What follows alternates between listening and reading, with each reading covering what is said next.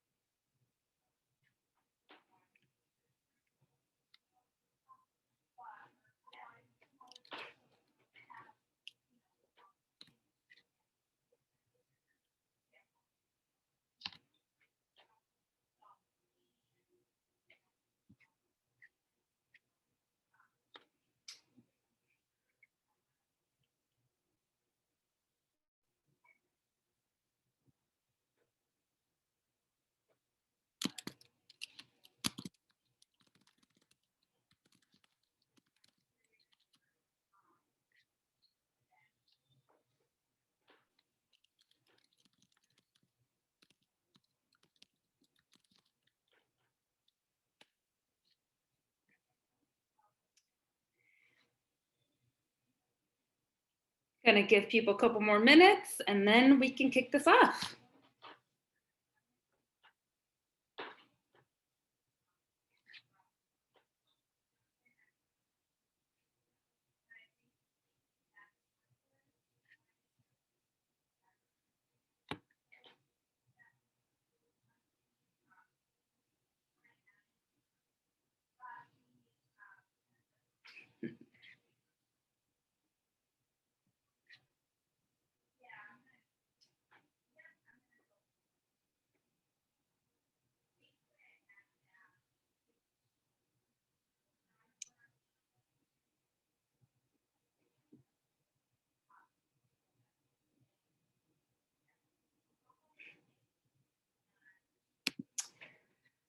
All right. So good afternoon, everyone, and good morning to some of you. The Latinas in Tech Chicago chapter wants to welcome you all and thank you for joining us today in our Recruiting for Tech Talent. We're super excited for this event and we're more excited to showcase our panelists who are going to share their insights and experiences around recruiting in tech.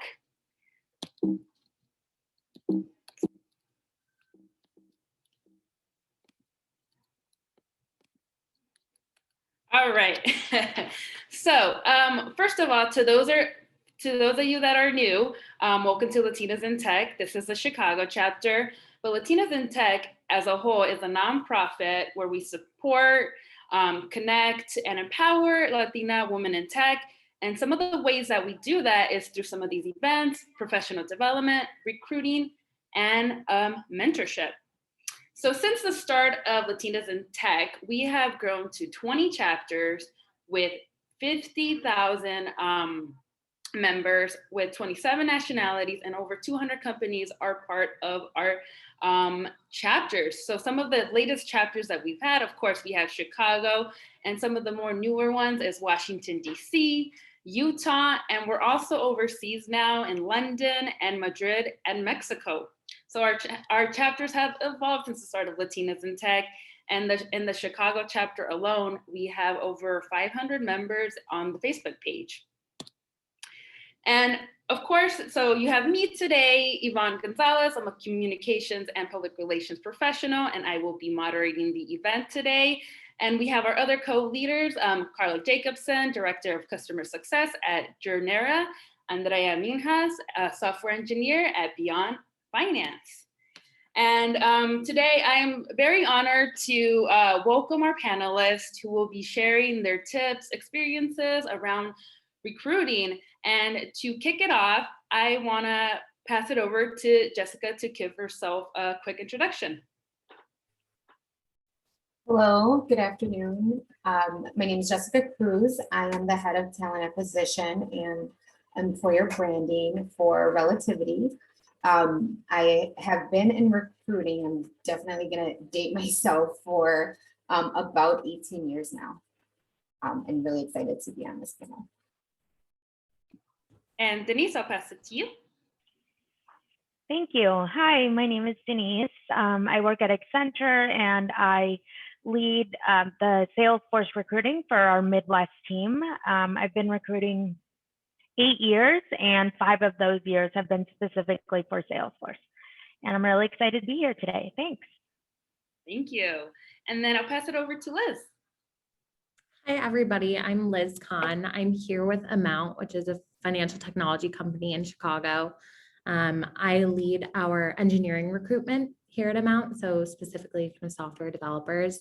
And I have been in the engineering recruitment space for just about 3 years now. Thank you, Liz. And then last but not least, we have Sergio. Hey folks, my name is Sergio. I work for Beyond Finance. I'm the VP of Technology.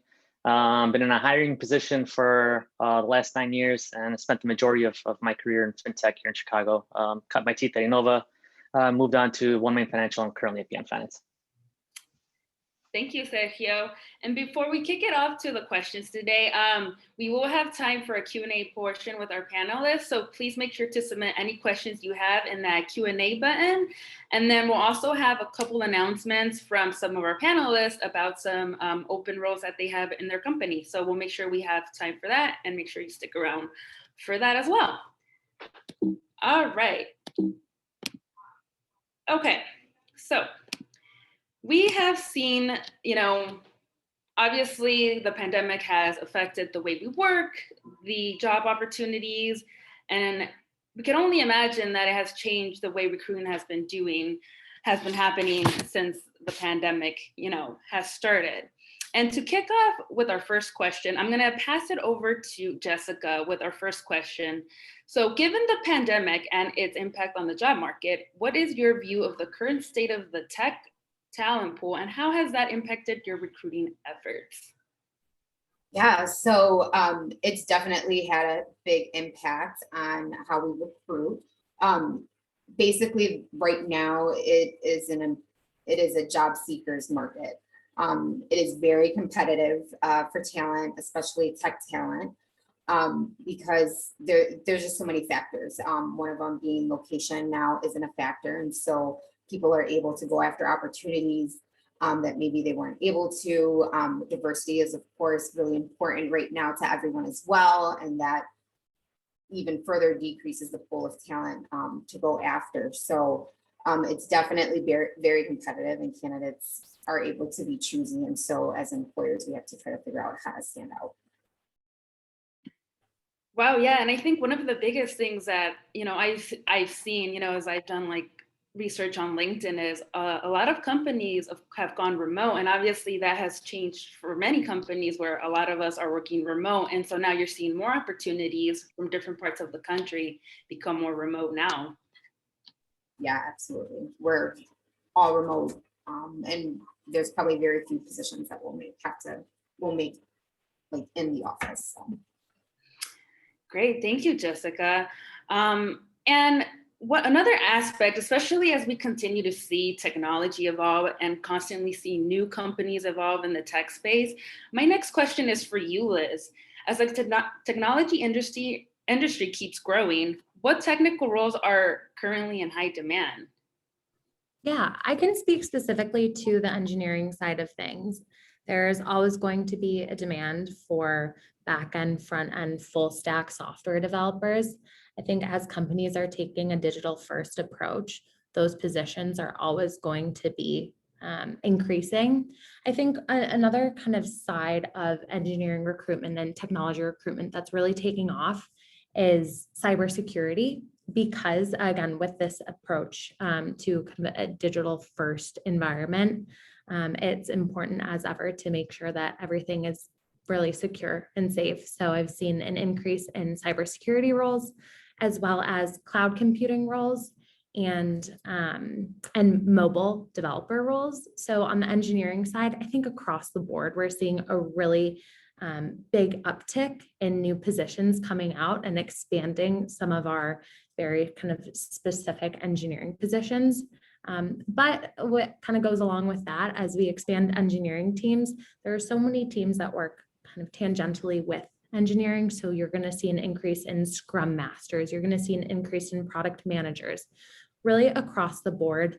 As companies shift to a more tech-focused approach, every position across the board is going to have a technical aspect to it. Great, thank you for sharing that, Liz. And I'm sure with the growth in the technical space, we're probably also seeing some new roles evolve or develop as we're seeing technology do the same. And Sergio, this question is specifically for you to touch kind of on the industry of how the tech industry is growing. What are new technical roles you're seeing emerge right now in the tech industry?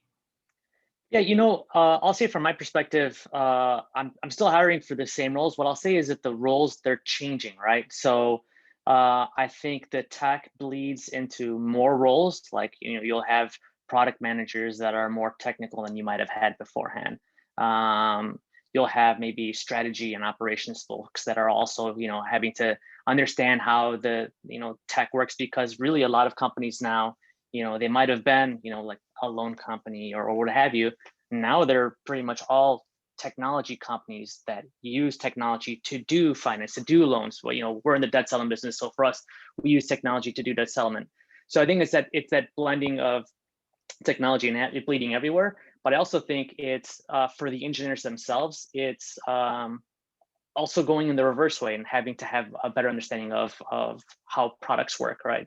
I started my career early at Innova, and we had to build all the loan management software by hand. You don't have to do that anymore. You can buy something off the shelf and you can use that. And so that allows your engineers to think more about the product, knowing that they don't have to build every nook and cranny of your application. They can just integrate with a particular API. So it's kind of having to have more awareness of the other roles that you work with closely and kind of having to blurb it. That helps.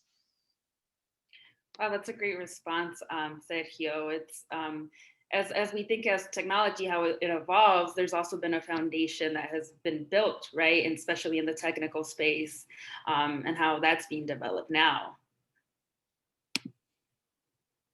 And we're gonna move on to one of our next topics that we have here. And thank you all for covering the state of recruiting right now. So diversity has been a huge topic. It's always been important, especially for an organization like Latinas in Tech. Our goal is to help bridge and bring more Latinas into tech in a space that has been known to be more predominantly white males. So my first question is for Denise. How important has diversity become as part of your recruiting efforts? Yeah, so I mean, I wouldn't say that, it's recently become an effort. Here at Accenture, we make it a very, very big part of our recruiting effort to make sure that we're hiring diverse. And diverse here at Accenture means African Americans and Latinos. Obviously, over the last year, there's been a lot of movements with the BLM and recently with the Asian community and, what they've been through. We've obviously always had it be a priority, but now more than ever, we actually have tools internally that help us with this also. For example, if we have, 4 Caucasian candidates, we cannot move forward on that position without a certain percentage of Latina or Latino and African American candidates. For me personally, as a recruiter, I know I make it a point to recruit candidates, and obviously, being Latina, I make it a point to recruit candidates and almost prioritize them. If there's only one slot available to move a candidate forward, then I'm making, somebody that's diverse a priority over the other candidate. Just because, we are Caucasian heavy, I feel like every tech company really is. But I mean, going back to what I was saying, it hasn't been a priority over anything ultimately. That's always a huge, huge thing here at Accenture, and I think it will continue to be. Thank you, Denise, for sharing that. That's Sure. Bring that perspective and letting us know how your company goes about the diversity, especially in the recruiting area. And from a candidate's point of view, and Jessica, I'm going to point this question to you. Many of us, a part of the process of looking for a new role or a company we're interested in is learning about the culture and the diversity of this organization. So is there anything in particular that you add to your job descriptions in order to encourage a diverse pool of applicants? Yeah, so I am 2 months into, or about 3 months into my role as head of TA. So this is something that I'm really passionate about, the way that we, as a company, advertise our opportunities. And right now, we don't do a ton, but we did remove the education requirement. That was kind of one thing that everyone kind of agreed upon, that if you're self-taught and came from boot camp, anything like that, we value those type of candidates just as much as somebody with a 4-year degree. And we do have some language that says, we want to, if you're interested, if this sounds like something that you could do, put your name in the ring, even if you don't meet all of the qualifications, we want to hear from you. So those are the things that we've done so far, but I'm definitely looking to kind of revamp our postings and make sure that they really sell the opportunity versus kind of listing out what the day-to-day responsibilities would be. Thank you, Jessica, for sharing that.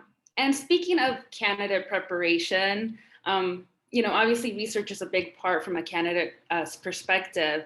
And so these next questions are going to highlight a bit of what it takes to prepare as you're, doing your job search and preparing for interviews and just looking into the types of organizations you're interested. So my first question is for you, Liz.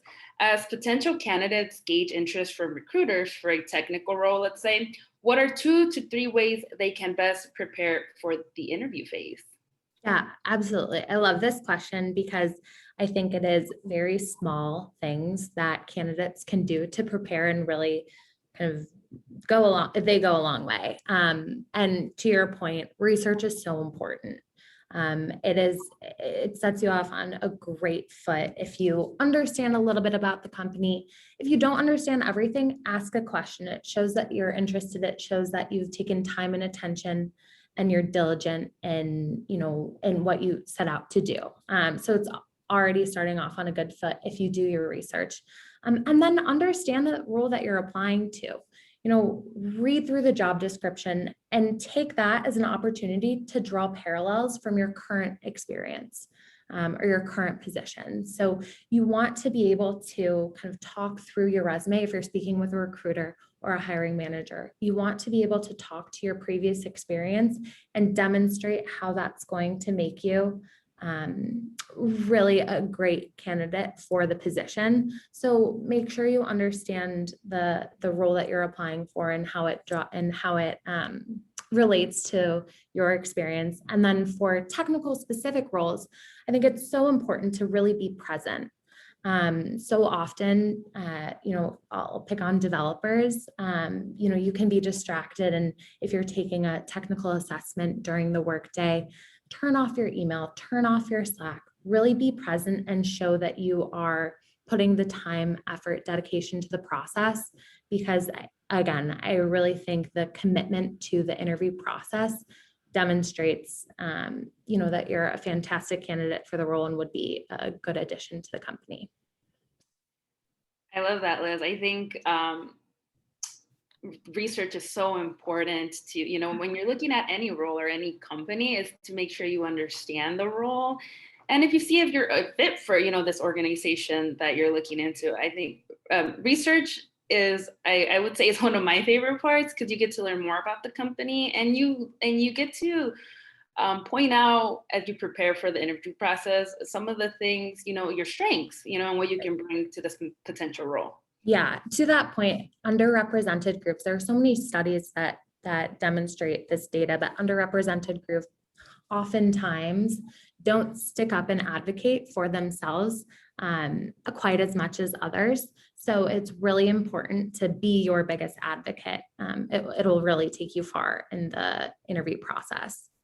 Yes, be your biggest cheerleader. And this question is for all of you. What qualifications are most valued by your organizations? How do those differ depending on the role an applicant is applying for? Can each of you give us one or two examples of that? And I'll kick it off to you, Sergio. Sure. Yeah, I think the big one for me is, I'm hiring a lot of engineers, right? And I see a lot of resumes that come in that say, oh, I can do JavaScript, I can do Python, what have you. And that's great. But what I want to see is how you've applied these technical skills to advance the goals of your organization, right? Not only do you know, let's say Python, but what did you do with Python in order to improve some particular key performance indicator, or what was the problem that you were tasked with solving and how did you solve it? I think that is the number one thing I'm looking for when I see resumes. And if I can see someone that can make that translation between the skills that they have and how to apply them to an organization, then I know that I don't have to feed them maybe requirements piecemeal. I can tell them the goal and they can use their skills to get us where we need to be. Thank you for sharing that, Sergio. And I'll pass it over to Denise. Yeah, so for me in Salesforce, it's all about the certifications. For example, a developer, if they have a Dev 1 or Dev 2 certification, that puts them way ahead of another candidate that doesn't have it.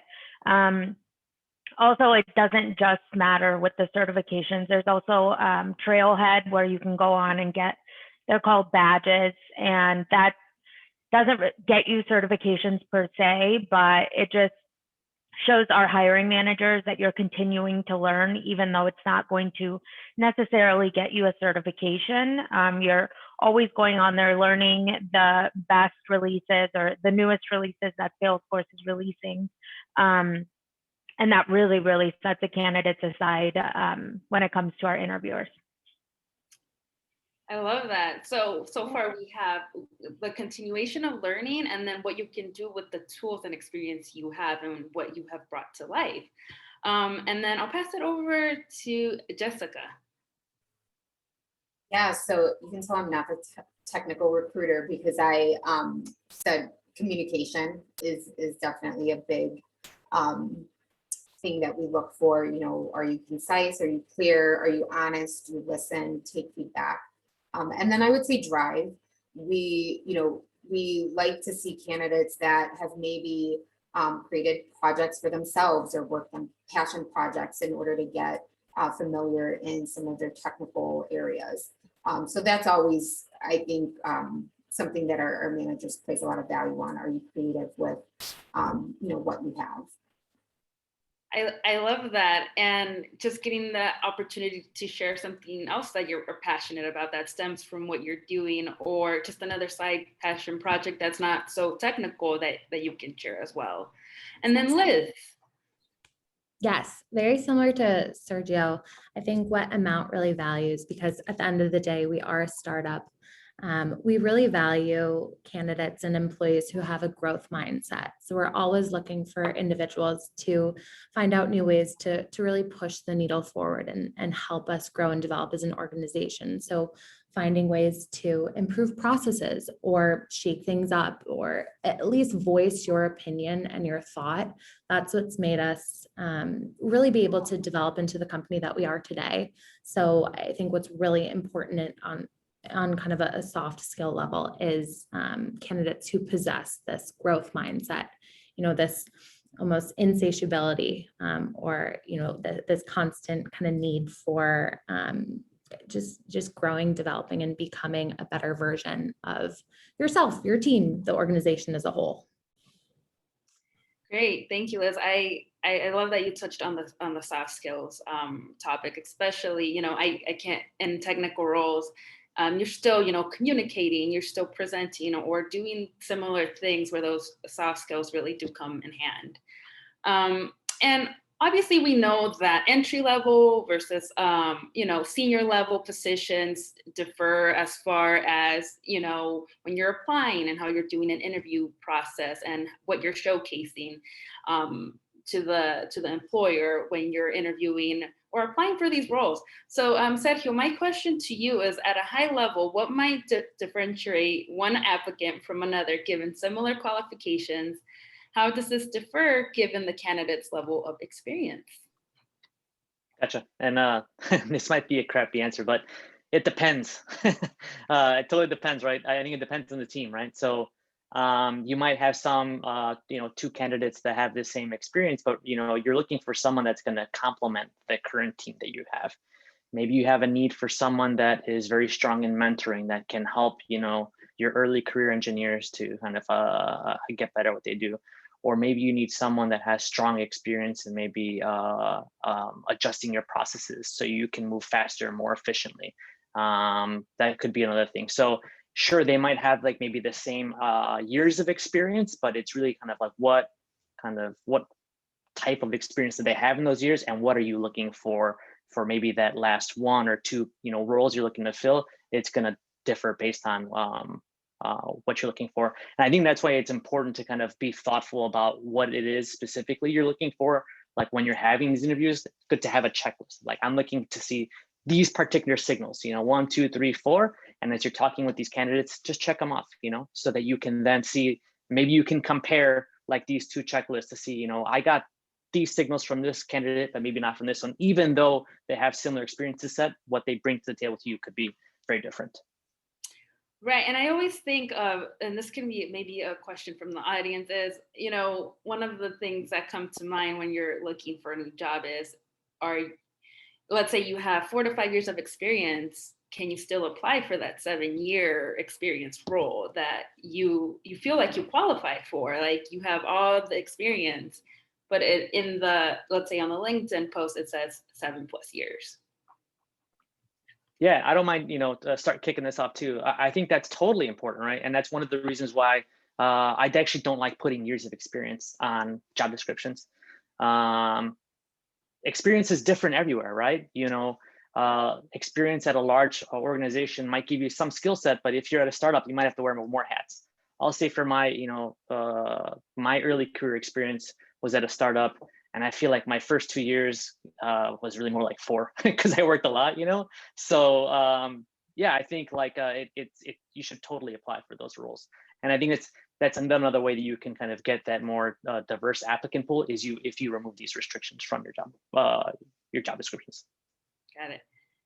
So in other words, go for the role. If you feel like you have the experience, don't be scared, go for it. A huge +1. And we touched on this a little bit earlier, Liz, you touched on this a little bit, but extracurriculum activities and community service, how important are soft skills like communication, empathy, and even negotiating within your job for those seeking technical roles and just the roles in tech in general? I would love for Liz and Denise to answer this question. All right. Yeah, if you want to, go ahead. Go ahead. I was going to say, I can kick it off because I'll probably have a little bit of a different approach. I think when it comes to soft skills, it's definitely important for technical roles.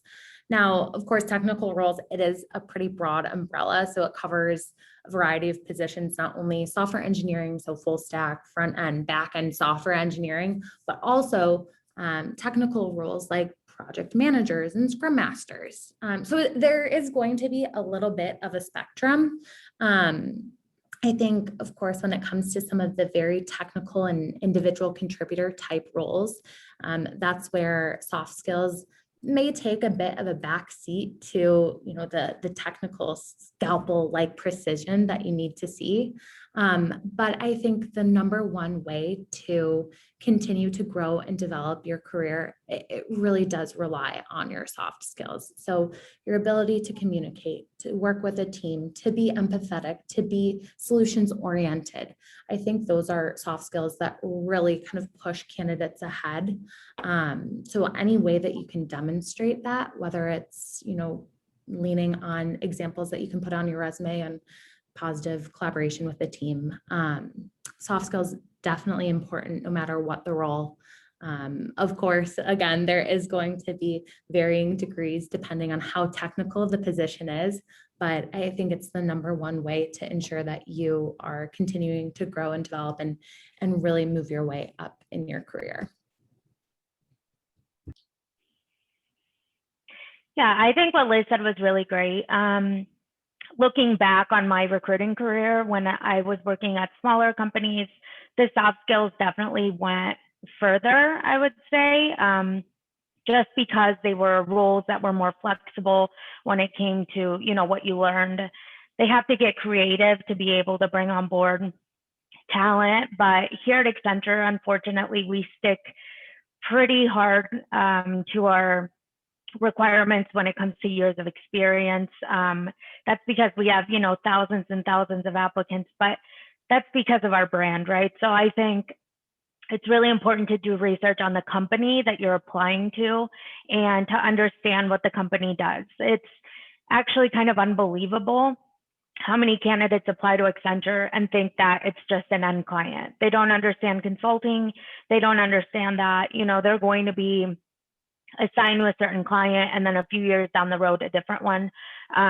So going back to soft skills, I think the ones that I focus on the most are, the ability to work within a team, the ability to be agile and want to learn and grow and maybe expand outside of your skill set.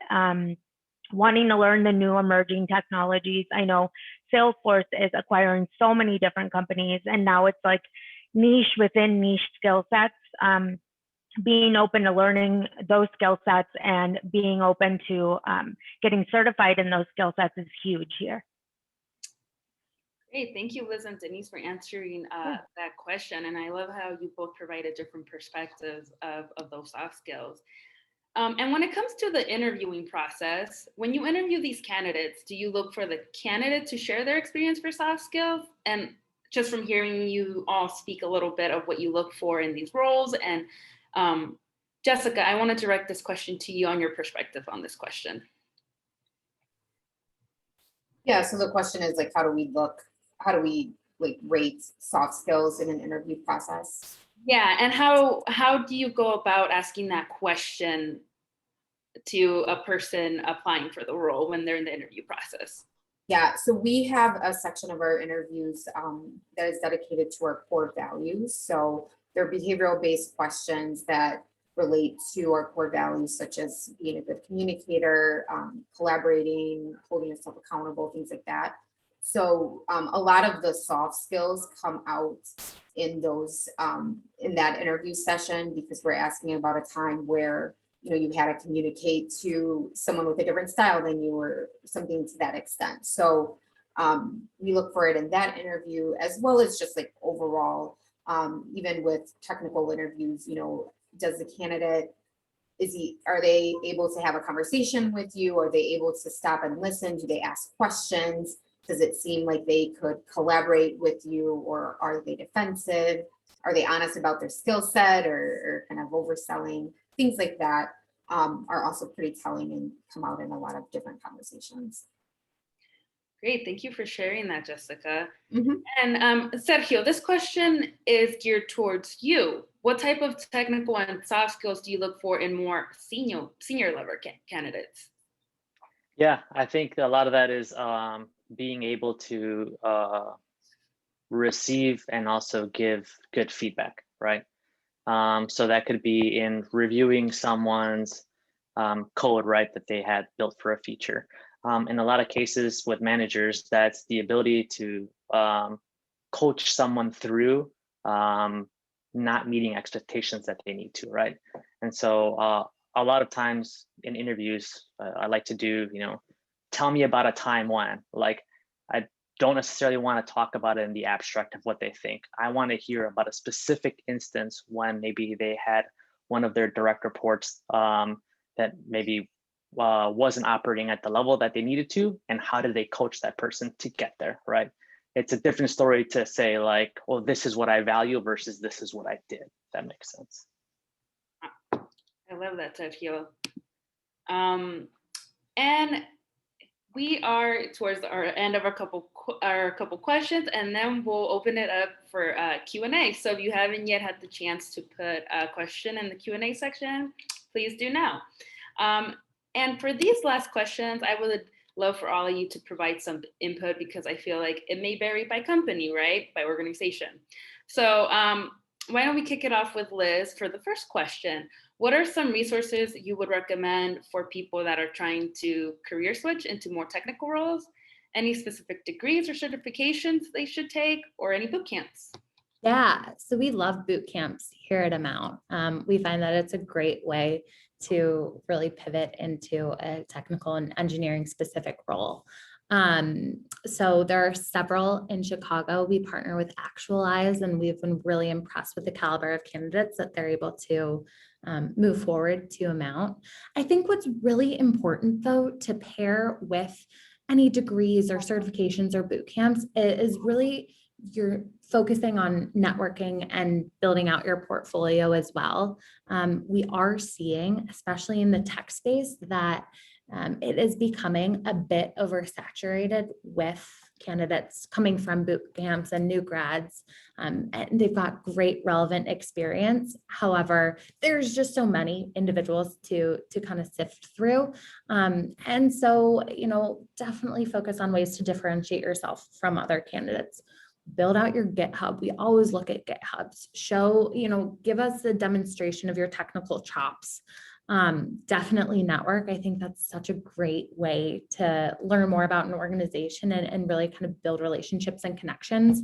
But then also stay involved in communities like Latinas in Tech, and definitely kind of stay connected. So I'm a huge proponent of boot camps. I think it's such a good way to pivot your career. Noted, boot camps. Thank you, Liz. And I'll pass it over to Denise. Yeah, so I agree 100% with Liz. Boot camps and networking are the way to go. I do want to add one thing, that if you are looking to apply at any roles here at Accenture or really any bigger companies, the way to go is referrals. If you know anybody that knows anybody that can refer you, most of the time they get referral bonuses, so there's no reason they wouldn't refer you. But I know here, especially for entry-level roles, we get per opening, we get thousands of applicants, and the ones that are looked at first are referrals. So something to keep in mind. The other thing I know, Liz, you mentioned was boot camps. We're seeing the same thing. So many candidates that are entry-level that have certifications and no real hands-on experience, at least in a professional setting. What I tell those individuals to do is, well, they're not qualified for my roles.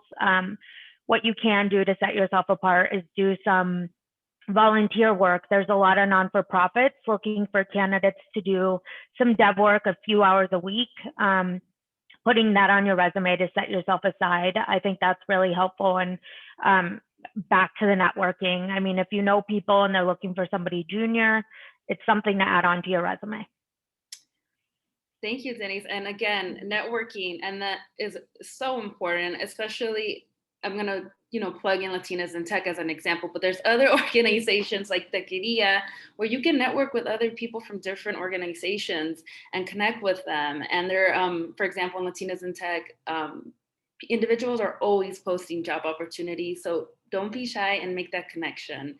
And also network with other people, network on LinkedIn. I think that is so key as part of your careers. All about networking, so emphasis on the networking. And then I'll pass it over to Jessica.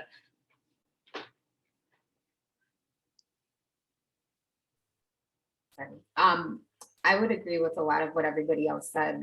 Definitely networking is the way to go. Probably 10 years ago, I wouldn't have said the same thing, but it is really important to put yourself out there and connect with people on LinkedIn. And, now that everybody's kind of at home somewhat, it's really easy to get, 10, 15 minutes with folks from any company. But I think if people are really invested in, hiring for their teams, they'll take the time to talk to potential talent. Great, thank you for sharing that, Jessica. And then Sergio. Yeah, I think one thing that I've seen be helpful is for folks that are coming out of boot camps. Sometimes I see lots of different projects they might have up on their GitHub, but there's not a lot of depth to it. And so I don't get a full sense of what they can accomplish. So what I personally like and what I see more depth of is when someone focuses on one project. Instead of going wide, go deep. Show them that you know how to write tests for a particular project. Show them that you know how to iterate on something. It's great to get that initial idea out there, but what happens when people start using it? Do you have to change it in some way? How do you adapt to that, right? That's the majority of the work, right? Is you're not building stuff from scratch here in a lot of technical organizations. You're actually adapting what was previously built to fit some new purpose. So if you can show that you can do that in even a small project, I think that goes a really long way. Great, thank you for that answer, Sergio. That's some really great perspective on what to showcase as you're applying for new roles. And this is a question, especially for some of us getting out of college or entry level.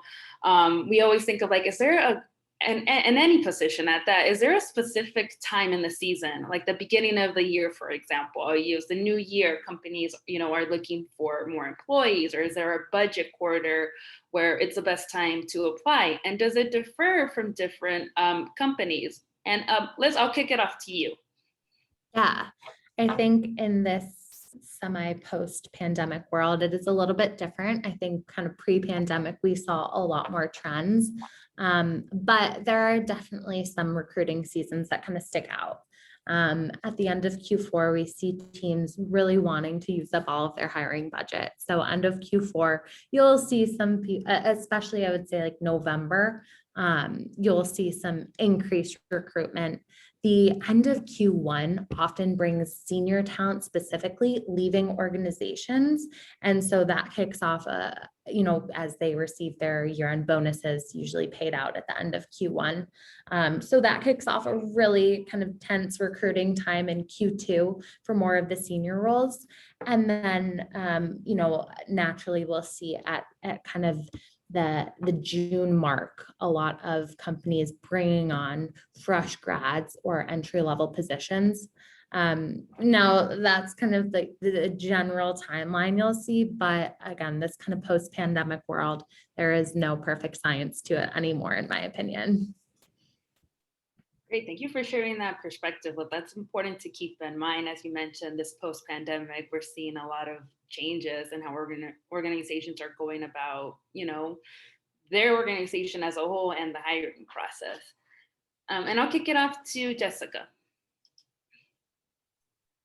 Yeah, I would say anytime. It feels like we're always hiring. But specifically for students or folks early in their careers, we start recruiting for internships and sometimes for full-time roles for the next year in the fall to kind of go along with like the university timeline. So that's probably the best time, I think, if you're looking for like student-specific opportunities. But yeah, other than that, I would say we're, at least at Relativity, we have lots of opportunities, so no shortage of roles throughout the year. Great, thank you, Jessica, for sharing that, especially on the emphasis on internships and when new graduates can begin applying, or the best time. And Denise. Yeah, I have to agree with Jessica. We start hiring for our internships and our new grads they start obviously in the fall, but we start almost at the end of the summer. They're, again, to reiterate, very competitive. So if you can get your resume in front of somebody before that, I would say do it. for the recruiting that I do in Salesforce, right now we're hiring like crazy. But I would say most of the time when we do most of our hiring, and it's not because of demand, it's just because what Liz touched on, everybody got their bonuses, so they're ready to leave their companies. I mean, who wouldn't want their bonus, you know? So I would say for us, that's Q3. And then also, I would say do research on the company, see when their fiscal year starts and ends. That way you get more of an idea of, when they're going to start hiring. Great, thank you, Denise. And then last but not least, Sergio.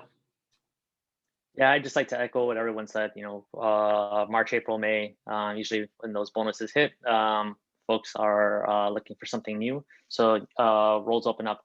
Another thing I say is, a lot of people get placed at organizations where there aren't even open roles. It's mostly just like someone that is a great engineer. You would love to have them. You will make space for them if they're looking for a job, right? So keep in touch with folks you might have worked with in the past, right? Like it could just be a matter of emailing maybe a hiring manager or someone in recruiting that you might have worked with previously to say, hey, I'm starting to look. Is there anything available? There might not be, but they might find you a spot.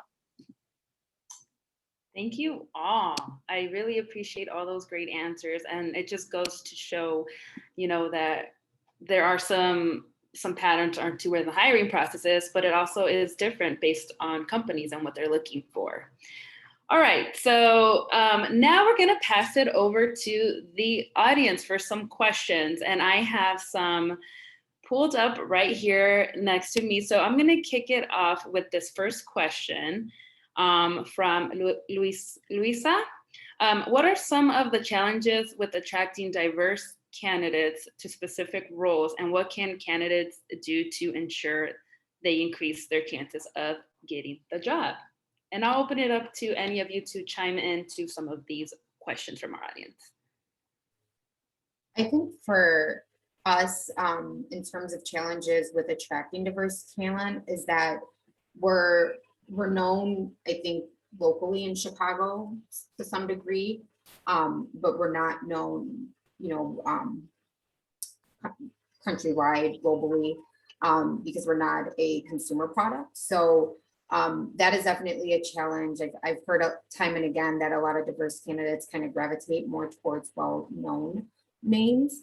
So for us, I think sometimes the challenge is getting ourselves out there. One of the things I want to focus on in the future is telling the story of our inclusive workplace, because I don't think people really understand how great it feels and how I'm not exaggerating when I say I love the people that I work with.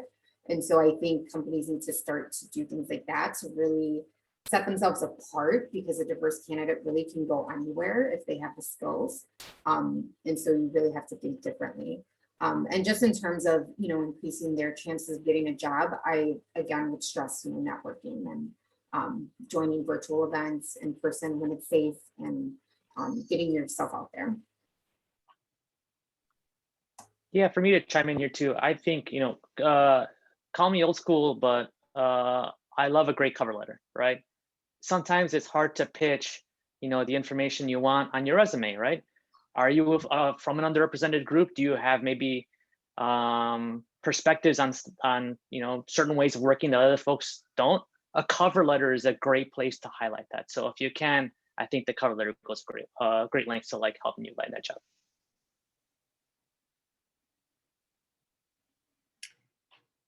Great, thank you. And then we'll go, this question is for Denise. As a recruiter, how are you looking at diversity metrics? Is it the voluntary demographic data provided at the end of an application, or just the resume? Yeah, so that's just, provided by the candidates that want to provide it. So unfortunately, if they choose to just add their resume and that's it, I won't know. And quite frankly, I wouldn't get credit for it. The company doesn't get credit for it if the candidate isn't willing to provide that information. So it is very important to add that. Going back to that first question, I think it's as simple as, there's not that many Latinos, Latinas in the tech industry. You naturally go to something that you're familiar with. And I know personally, when I got started in my professional career, I didn't have a very big network. So I think maybe that's why people don't feel as comfortable applying to a big tech company like Accenture.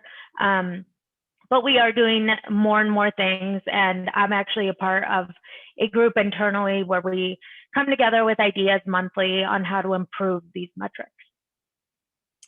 Great, thank you for sharing that, Denise. Mm-hmm. And I really love this question, and I'm going to open it up to all of you. How can someone who has an engineering degree but has not worked in the tech industry break into the tech industry? I'll give a selfish plug. We do hire for application analyst, which is kind of a support role, but is a lot more technical than what you would think of as a support role. But that's just one example. I think there's a lot of different type of positions. I don't remember who said it earlier, but a lot of roles have some level of technology or technical skills needed. And so I think it's really just like understanding what your skill sets are, and looking through and talking to people about different opportunities and kind of learning where you could fit. There's also programs too. We have a program called Fellows that allows folks, it's geared towards more so folks that probably don't have a traditional engineering degree, but it's an internal program where it's 80% learning, you're paid to do that, and then there's placement afterwards. And I know that there are lots of other companies that offer some kind of programming to kind of help bridge that gap from a degree to actual work experience.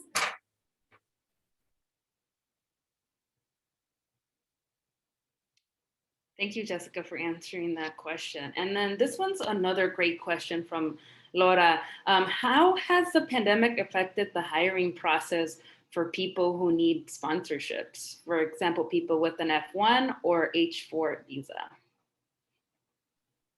I can touch on that, as I'm pretty familiar with the immigration process. We offer sponsorship across the board for all of our roles here at Amount, but really kind of what it came down to wasn't necessarily the pandemic, rather the previous administration. So we're seeing already the immigration process really become a lot more attainable than it had been the past 2 years. That being said, it is something that it's definitely very important to be upfront about early on in the interview process. Most recruiters will ask you kind of right away, just so expectations are set. But you know, in the case of Amount, we are happy to offer sponsorship across the board, and we've seen that this year specifically. Things are moving a lot smoother, a lot quicker, and a lot of that is due to the current administration. Thank you, Liz, for sharing that. And then I'm gonna ask a couple more questions, and then we'll have some last announcements in the end.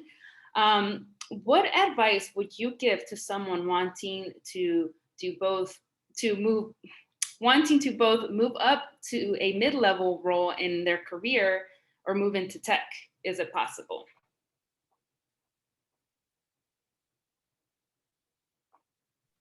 I'll take a step here. I think it's tough because it sounds like you're trying to move over a level and then up as well. And so I don't know. I think it's possible. I just don't know if you can do it in one hop, right? You might need to move over a level and then make that jump in two separate kind of, it might take a while, right? So like if you're jumping maybe from somewhere in like, you know, like a support role or maybe someone more on the product or some other like, you know, division, you might just have to, you know, make it into tech, get that experience and then move up because you kind of have to get that understanding of the moving pieces of how tech works in order to advance up. So I know that's not necessarily, you know, super helpful, but I think it's possible. It takes a while. So would you say, Sergio, that it's better to kind of learn that role, understand that role you're trying to move up to, and then kind of begin that process of moving into that mid-level role? Yeah, you might, like, you know, if you're pretty high up on a career ladder in another kind of, you know, trade, you might have to go down a bit. But, you know, I think a lot of the things that I find, say, for instance, in boot camp candidates is that You don't have to show them how to maybe negotiate, convince people, like empathy, like kind of those soft skills that we're talking about, like those skills you get like out of school, like once you're out of school, they have that already. So usually the progression is a lot faster than someone just coming out of school.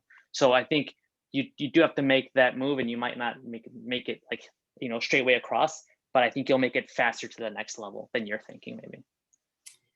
Got it. Thank you, Sergio, for sharing that. And our last question comes from Brendan. What entry-level roles are good for recent software bootcamp graduates to apply to?